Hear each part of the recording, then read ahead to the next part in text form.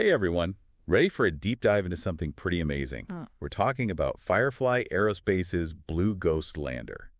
It just touched down on the moon. Yeah, and not just any landing. It made a perfect soft landing. It really is remarkable, especially because, Firefly is a private company.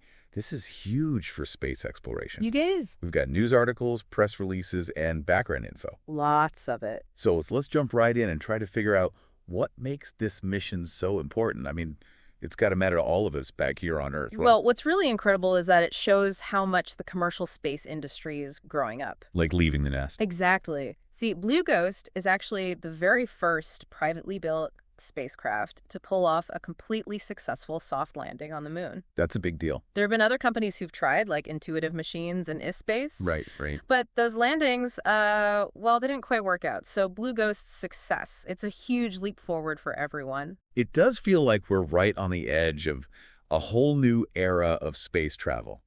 But this wasn't just a random, hey, let's go to the moon kind of thing. It was part of a bigger plan, right? Oh, for sure. It fits right into what NASA's been planning for lunar exploration. Oh, okay. They have that program, the Commercial Lunar Payload Services, CLPS. CLPS, okay. Think of it like NASA's way of teaming up with companies like Firefly, sharing the work to get important things up to the moon. So it's kind of like NASA saying, hey, we've got these big plans, but we love new ideas. Private companies, if you've got the tech and the drive, come on, join us. Exactly. Everyone benefits.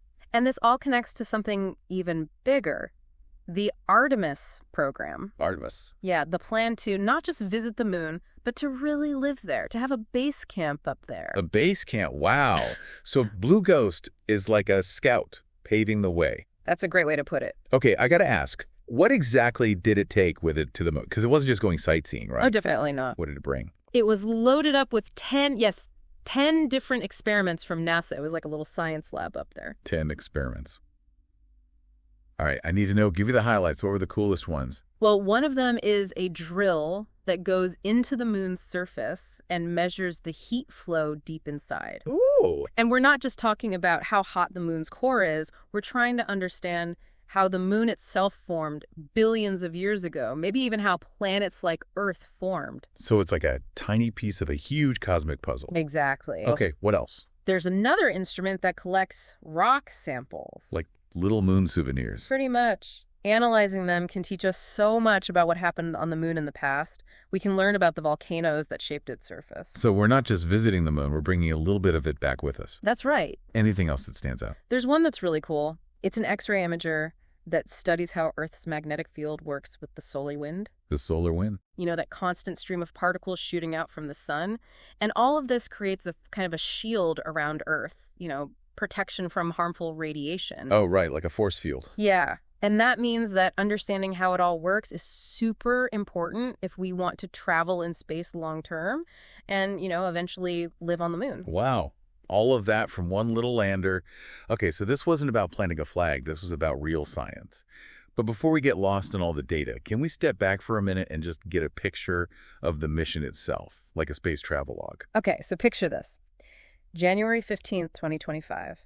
A SpaceX Falcon 9 rocket takes off from Kennedy Space Center, and it's carrying Blue Ghost on this incredible trip. It traveled over 2.8 million miles. Wow. And it took 45 days to reach the moon. Then finally, on March 2nd, it landed near a place called Mons Latreille. Mons Latreille. Okay, wait, where exactly is that? I need to know. Good question. It's actually a volcanic feature, and it's located in Mare Crisium, a big lunar plain. Just picture rolling plains, but on the moon. Okay, I can picture. And Blue Ghost is going to be exploring this area for about 14 Earth days. That's a whole lunar day. A whole lunar day.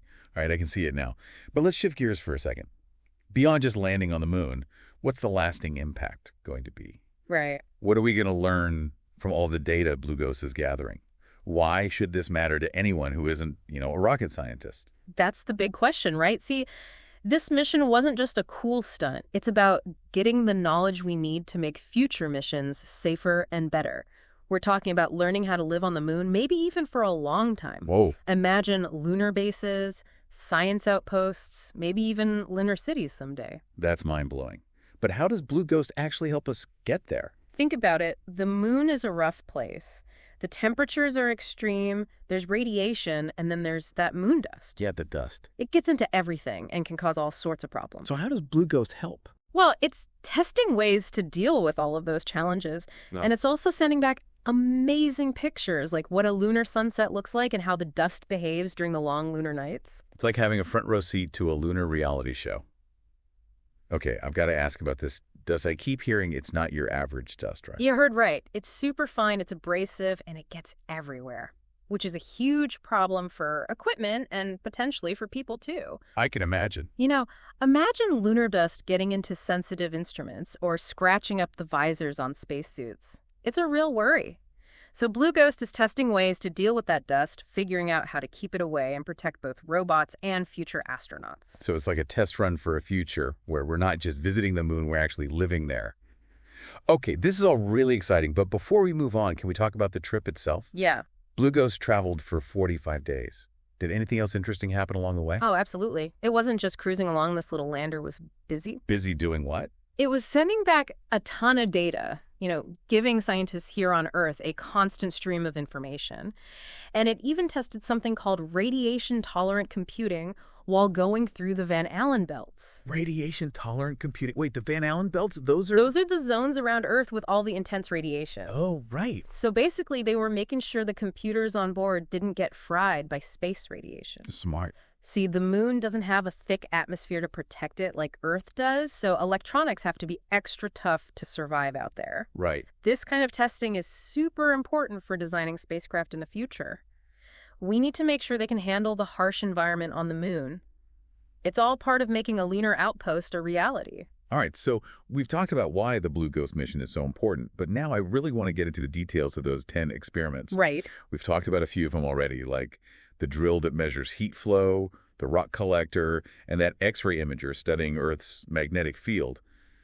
What else is Blue Ghost up to on the lunar surface? Well, what's really amazing is that these experiments cover so many different areas of science. It's like a greatest hits of lunar research. Oh, wow. For instance, there's one that's completely focused on drilling tech, lunar subsurface drilling. So we're talking about serious drilling here, not just digging around with a shovel.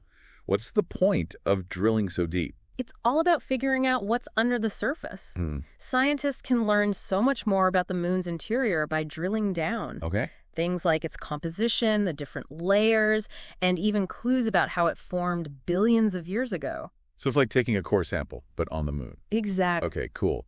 So about those rock samples, Yeah. what can they tell us that we don't already know? Those lunar souvenirs? They're super valuable. Really? Yeah.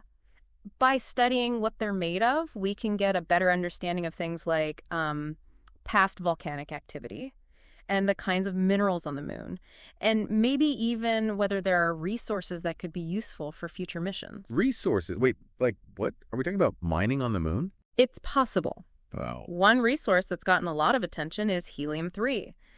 It's pretty rare here on Earth, but there's more of it on the moon. It could potentially be used as fuel for fusion power, which, is considered a very clean and powerful energy source. So the moon could basically be like a giant gas station for space travel. Right. What else could those rocks tell us? Well, besides helium-3, there's regolith. That's the loose, powdery stuff on the moon's surface. We might be able to use it as a building material. Like lunar concrete. Exactly.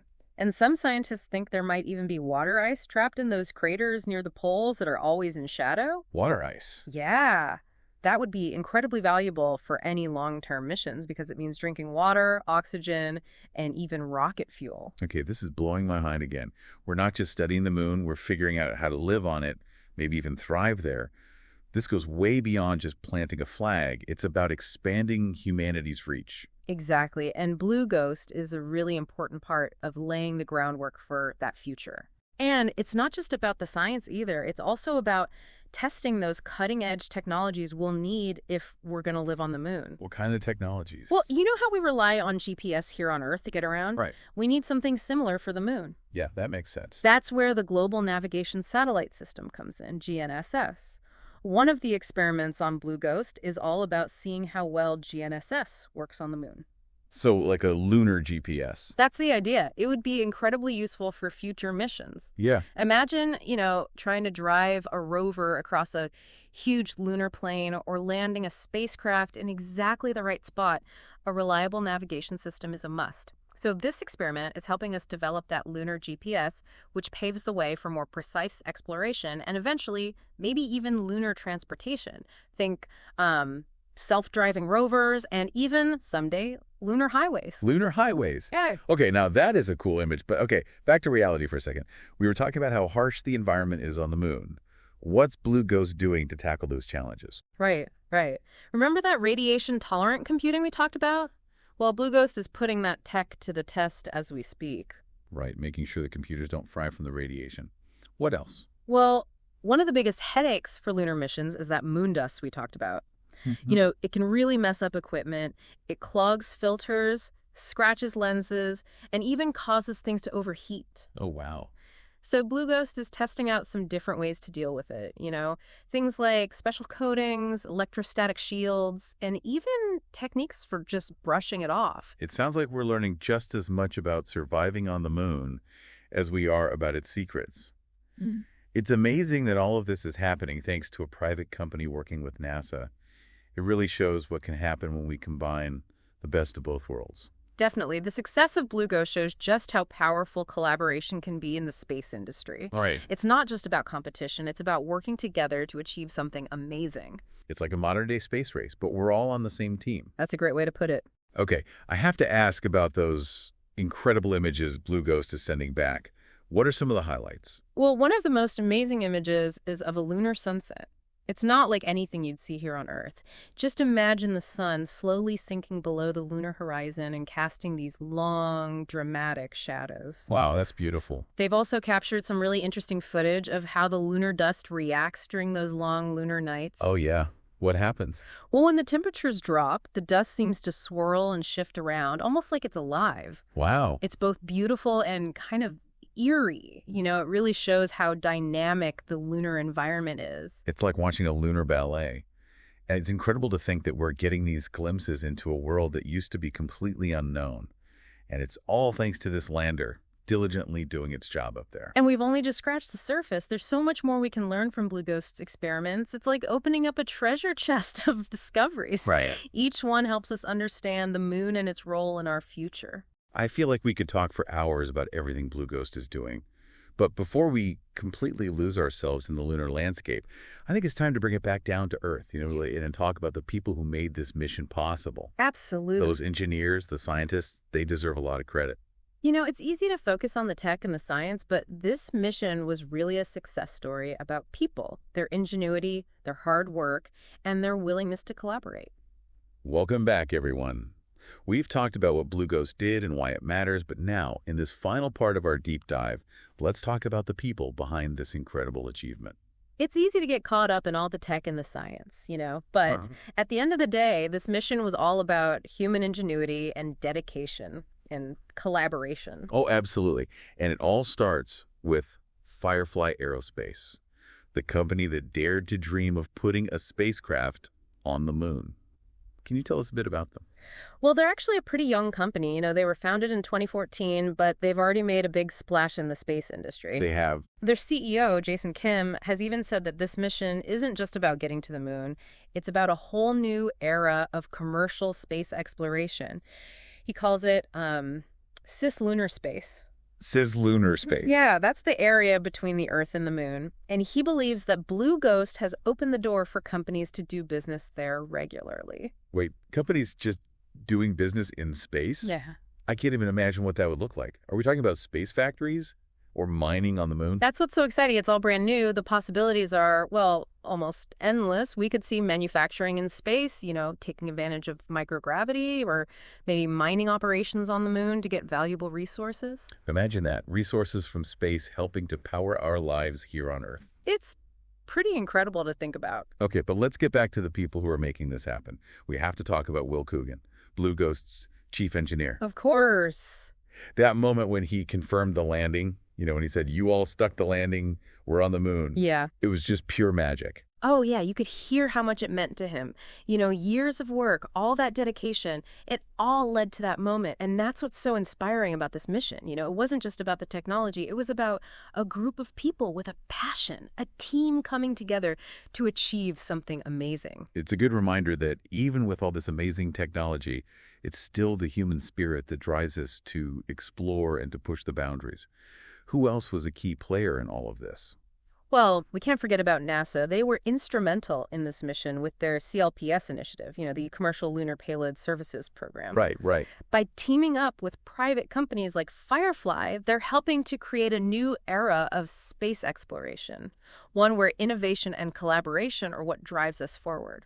So it's not just about government agencies leading the way anymore. It's about public and private entities working together, each one bringing something unique to the table. What a fantastic model for tackling those big challenges. Exactly. And, we can't forget about all the other people who worked so hard behind the scenes, the technicians, the programmers, the project managers, everyone who helped make this happen. It really does take a village to land on the moon. That's a perfect way to put it. And of course, we can't forget about all the people who came before. The pioneers who made missions like Blue Ghost possible. Right. The astronauts who risked their lives to explore the unknown. They showed us that reaching for the stars is possible. Their courage and determination are a huge inspiration. And you can see that same spirit of exploration alive today, with teams like the one at Firefly Aerospace leading the charge into this new era of space travel. So as we wrap up this amazing deep dive into the Blue Ghost lunar landing, what's the one thing you hope our listeners take away from all of this? I'd say the biggest takeaway is that this is just the start. Blue Ghost has shown us that we can achieve anything when we put our minds to it. It really has. When we combine our ingenuity with technology and that spirit of working together, there's no limit to what we can achieve. This mission marks a turning point. It's like we've finally started to unlock the potential of commercial space exploration. Who knows what the future holds? Maybe someday we'll all get a chance to experience space travel for ourselves. Maybe one day we'll be sipping moon dust lattes and looking back at Earth. Now there's a thought. Well, this has been an amazing journey, and I can't wait to see what the future holds for commercial spaceflight. Thanks so much for joining us for this deep dive into the Blue Ghost lunar landing. It's been my pleasure. And to everyone listening, keep looking up at the stars, because the future of space exploration is brighter than ever before. Until next time, keep exploring.